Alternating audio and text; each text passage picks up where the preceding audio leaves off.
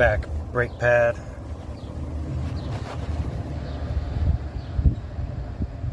Almost like new.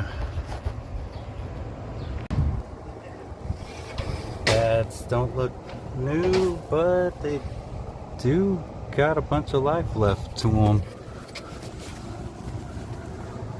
Front passenger, front driver side also has a good amount of pad left.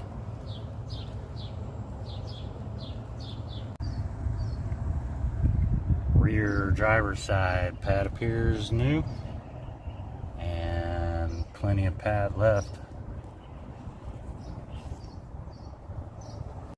Just checked out this Jeep Compass for brake squeak.